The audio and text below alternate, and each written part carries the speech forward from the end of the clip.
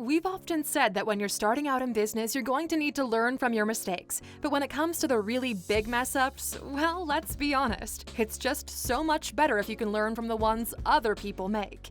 And that's what today's video is all about. In case you need proof that even the best of us get things wrong some of the time, we're going to tell you about some of the seriously costly errors committed by some of the biggest and best-known companies out there. And whatever mistakes you've made, we're sure they're not as huge as any of these. Welcome to Alux.com, the place where future billionaires come to get inspired. If you're not subscribed yet, you're missing out. So without further ado, let's dive in and look at our list of the 15 biggest business mistakes in history. Number 1. Excite turned down Google. There can't be many business execs in the world kicking themselves quite as hard as the ones who were on the board of Excite in the late 1990s. Back then, they were the world's second biggest search engine, and they were approached by the founders of a startup called Google, which was up for grabs for a cool $1 million. Excite said no, and they even refused a second offer of $750,000. Soon after, Excite went into oblivion, and you don't need us to tell you that Google became the world's biggest search engine, and one of 3 tech companies valued at over $1 trillion. In case your math isn't that great when it comes to really big numbers, that's the value of 1,000,000 times that original offer. Number 2. Blockbuster turned down Netflix. Remember the days when most people's weekend plans involved a trip to Blockbuster Video? Well, maybe just a few of you do. But if they'd played their cards differently, they could have still been a huge name in entertainment. Because back in 2000, they were approached by Netflix, at the time an online DVD rental company. They pitched an offer to handle Blockbuster's online offers. Blockbuster didn't just say no, they laughed them out of the office. Slow to react to the fast-changing times, Blockbuster failed to launch their own DVD by mail service until 2005. Netflix were already light years ahead of them, and by then they were already looking into the future, specifically the video streaming market. If it weren't for Blockbuster's gaffe, we might never have series like Stranger Things or House of Cards, and we might even be using the phrase Blockbuster and chill. Just doesn't have the same ring to it. Number 3. Kodak patented one of the first digital cameras and then totally forgot to develop it. Failing to predict trends is one thing. It's another to see what direction the world is moving in but not to act on it, which is exactly what Kodak did. They were once market leaders in photography, that is, for as long as it relied on film. But things could have been different.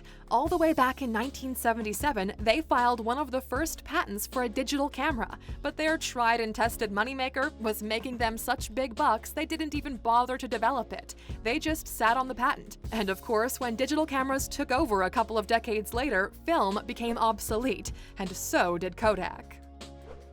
Number 4. Pets.com.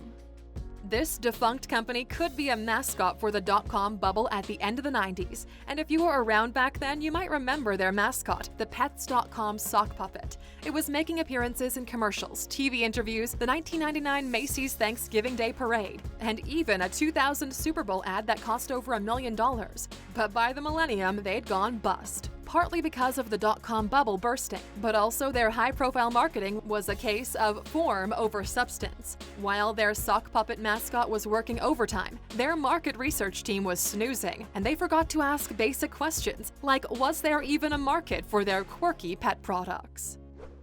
Number 5. Quaker loses over $1 billion on Snapple.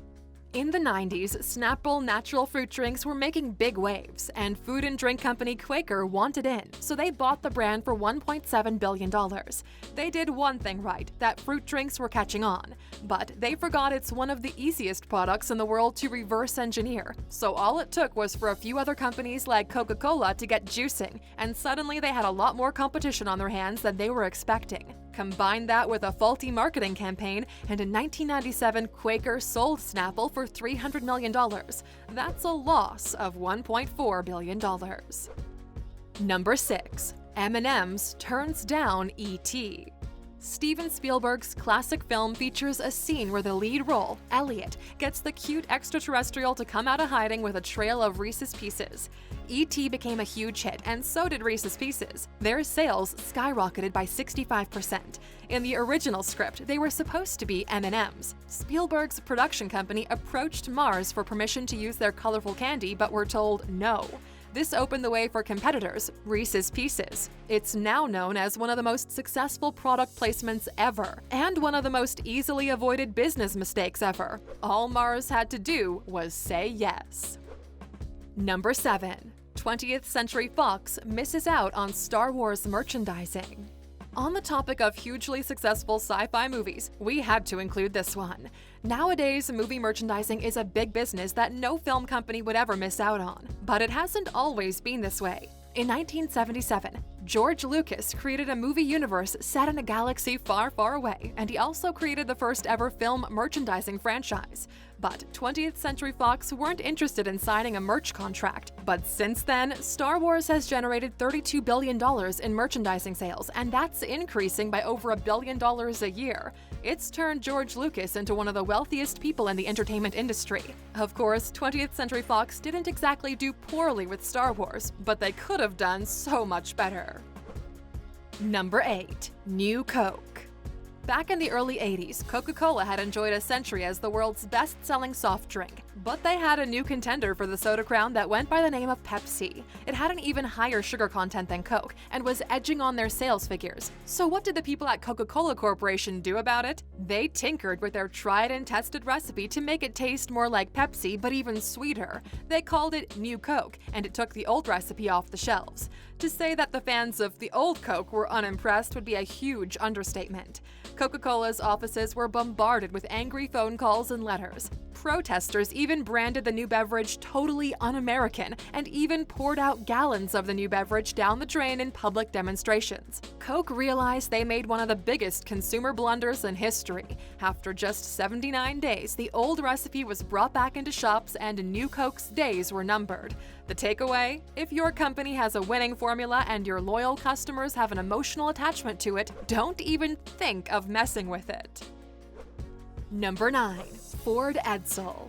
What's even worse than not bothering to do your market research? Spending millions on it and then completely ignoring it. Raise your hands if you've done this. We're talking about you, Ford Motors, in the 1950s. They felt that wealthy consumers in the post-war boom wanted big, powerful, high-end cars. But when they did the market research, they found out the opposite, that smaller and cheaper was the way to go. However, one group of people who did have their hearts set on an upmarket power car, the Ford Board of Directors. They put their egos before the market research and rolled out the Edsel. Consumers found it too expensive and unnecessarily big, just as they had stated when they were polled. The Edsel flopped and was pulled from the market just 3 years later. Number 10. AOL and Time Warner's ill-fated merger. 20 years ago, if you'd asked someone to predict what media companies would rule the roost today, they wouldn't have mentioned YouTube or Facebook. They didn't exist. They would have probably put their money on two giants of the time, dot-com sensation AOL and Cable Kings Time Warner. In 2000, when the two companies announced they were merging, it looked even more certain their domination would continue. But just 9 years later, their collective value had shrunk from $300 billion to $40 billion, and they parted ways. So what happened? First of all, the dot-com bubble burst. But totally aside from that, they had serious leadership differences, which led to their bitter culture clashes. AOL execs were viewed by their counterparts as arrogant and aggressive, while Time Warner was seen as old-fashioned corporate dinosaurs. In hindsight, the merger seemed doomed from the start, and is seen by some as the worst merger in history. Number 11. Alitalia's accidental bargain. Up until now, we've looked at business mistakes that are down to a lack of vision or judgment. Let's move on to the really dumb ones, the grade school errors. In 2006, the website of Italy's flag carrier airline Alitalia quoted business class flights from Toronto to Cyprus for an eye-popping bargain of $39. After pinching themselves to check if they weren't dreaming, the public snapped the tickets up. 2,000 of them were sold before Alitalia realized they'd made a typo and left off 2 zeros. The price was meant to be $3,900. They did look into canceling the purchases, but decided they would have to honor them and concede to a loss of $7.72 million. Number 12. Mizuho Securities Data Inputting Blunder. It's not just Alitalia, even investment bankers can make mistakes like this. In 2005, a broker at Tokyo's Mizuho Securities was meant to sell a single share to telecommunications company JCOM for 610,000 yen. Instead, he sold 610,000 shares for 1 yen each. That's 41 times the total number of JCOM shares that existed. And because of the way the Tokyo Stock Exchange's system worked, it was impossible to cancel the order. The market shut down for nearly a day, and Mizuho lost around $225 million. Ouch. Number 13. Schlitz's beer blunder. Schlitz might not be a familiar name nowadays, but a few decades ago, this Milwaukee-based brewery was one of the USA's best-known beer brands. That is until 1976, when they decided to increase their volume and cut costs. They did this by reducing the brewing time from 40 days to only 15 and sourcing cheaper ingredients, like corn syrup over barley malt. The end result was a beer that tasted terrible, and it had a thick sediment that beer drinkers thought looked like boogers. Schlitz was forced to recall 10 million bottles and soon enough plunged into obscurity. Number 14. Decca Records turned down the Beatles. This one's probably the biggest botch-up ever in the music industry. On New Year's Day 1962, a guitar band from Liverpool, England went to the London headquarters of Decca Records to give a performance hoping to get signed. Decca's talent representatives turned them down. The reason they gave was guitar bands were going out of fashion. The band in question was the Beatles, and guitar bands most definitely didn't go out of fashion. The Beatles went on to change music and, to a large extent, culture as we know it, and nearly 60 years later, their record sales still earn $70,000 a day. Number 15. Xerox shared their ideas with Apple. Back in the early 1970s, the few computers that existed weren't anything like as exciting or appealing as the ones we have nowadays. Most didn't have graphics, let alone images you could interact with. Forget about windows that opened and closed, icons, or drop-down menus. If you wanted to make a command, that meant typing in complicated text into the keyboard. But one company came along and changed all of that. They had a bright idea called the Graphic User Interface. It's a company name we all know very well, Xerox. Did you think I was going to say Apple? Well, of course, Apple were the ones that ran with the idea and used it to revolutionize computing. That's thanks to the time Xerox allowed several Apple employees, including Steve Jobs, to visit their facility. The Apple staff were allowed to look at their prototypes in exchange for Apple stock. Xerox did well from the Apple stock they got in return, but Steve Jobs himself later said that if Xerox had known what they were sitting on, they could have become the world's biggest tech company. Instead, Apple took that place, and Xerox is known for making, well, Xerox machines. Now that we're at the end of our list, Aluxers, we'd like to know, out of all of these mistakes, which do you think is the stupidest and why? Let us know in the comments. And of course, as a thank you for sticking with us until the end, yes, it's time for your bonus. We've added this one as the bonus today because it didn't fit neatly into any category of business mistakes, but it's one heck of a mess up that cost a ton of money and makes a pretty good story too.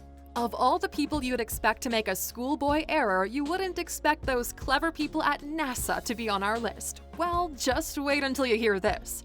In 1999, NASA asked Lockheed Martin Astronautics to build them a probe to orbit to Mars, known as the Mars Climate Orbiter. Lockheed Martin complied and delivered the probe with a helpful instruction manual. But problems started happening when NASA technicians were operating it. The manual gives instructions in units called force pound-seconds, but the team at NASA were using a different unit of measurement called Newton seconds, a mistake we can file in the same drawer as confusing inches for centimeters. As a result, the $2 million probe went off course and ended up lost in space. Thank you for spending some time with us, Aluxers. Make sure to like and subscribe so you never miss another video. We also handpicked these videos, which we recommend you watch next. You can talk to us on all social medias or ask a question on our website, Alux.com. Thank you for being an Aluxer, and we'll see you back tomorrow.